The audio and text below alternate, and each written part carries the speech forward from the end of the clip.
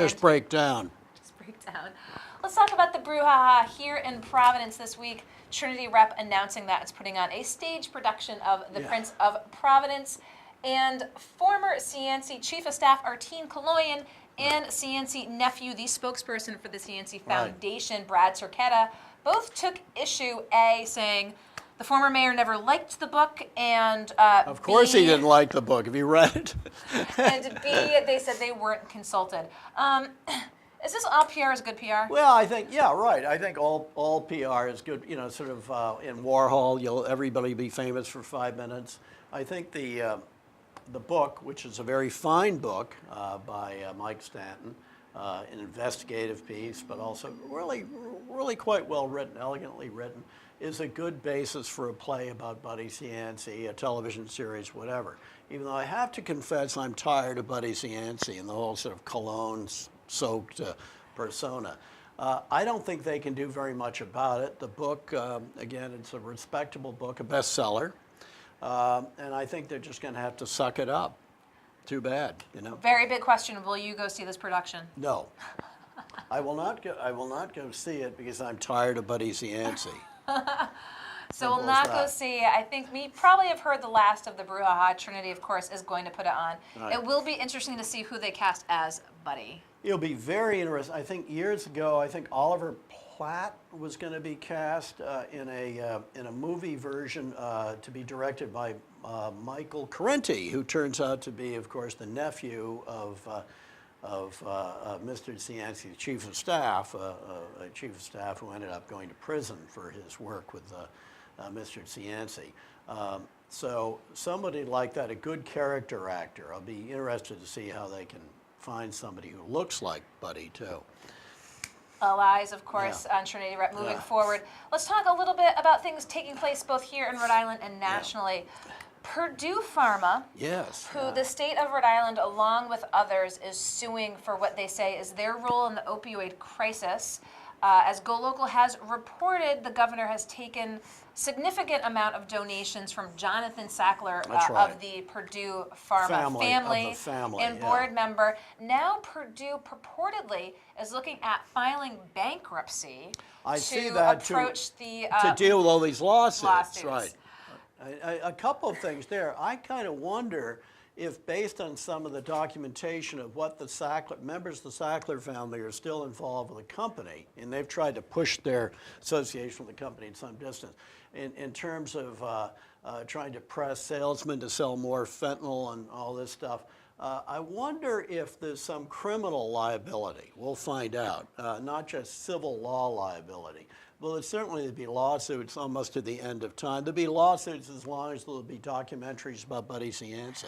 That's the question of what did you know and when? Yeah, right. Absolutely. Based on what we know about the physiological effects of this stuff. I think the central idiocy of the whole opiate thing was the assertion that somehow these opiates were not addictive, as if opiates are not, by definition, addictive. And they knew, and they knew. Actually, GoLocal in one of the recent articles has a fantastic, if you see it, kind of promo video that they had used back in the day.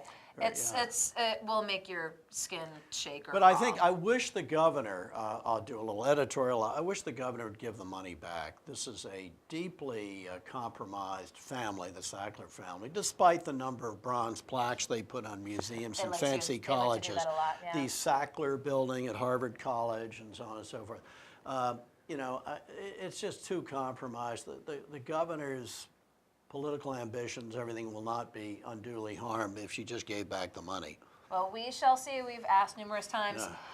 Let's talk a little bit, let's go outside, maybe up the hill, if you will. The Providence Committee on Foreign Relations, of which you've been a longtime member, is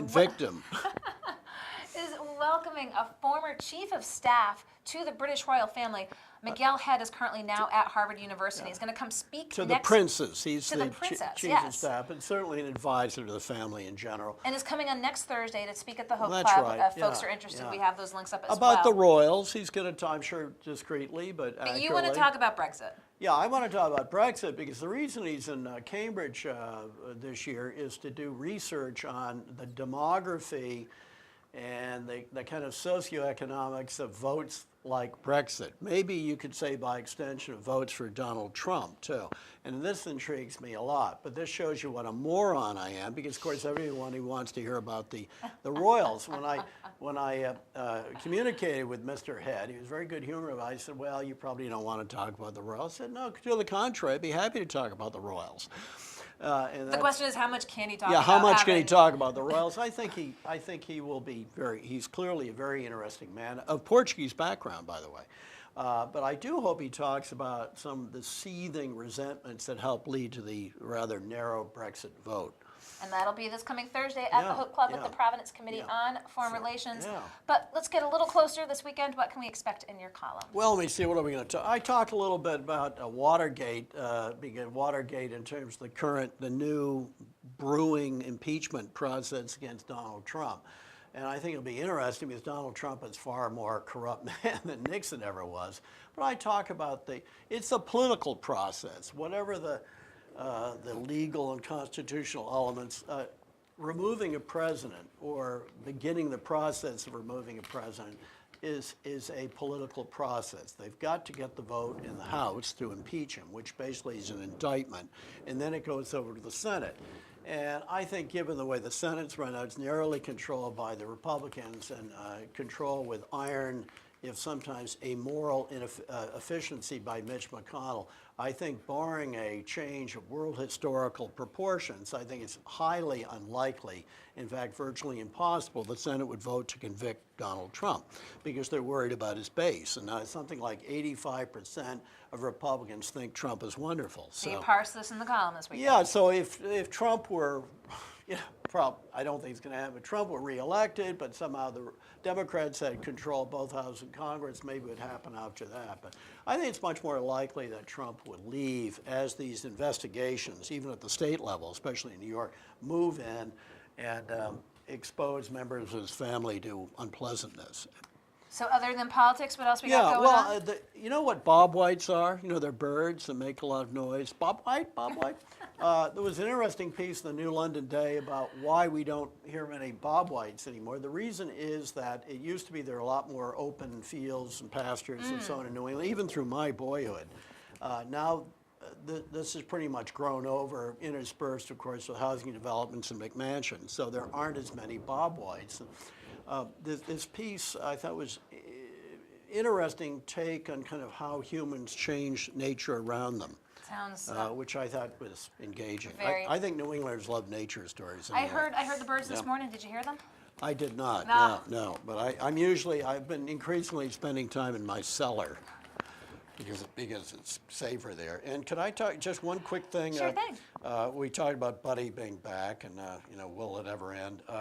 The pedestrian bridge here, which they're building over the Providence River, GoLocal has written about that. Bricks of gold. Bricks of gold, very expensive.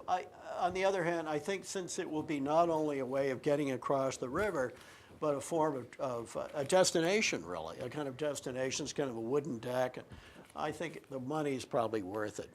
We shall see. They're getting close to completion. I know. I hope so. Look lovely, and look forward to seeing it. Yeah. And look forward to reading your column this weekend. Great. Okay. Bob Whitcomb, we'll let you Ciao. go. And don't go anywhere. We're going to be right back here on GoLocal Live, talking theater.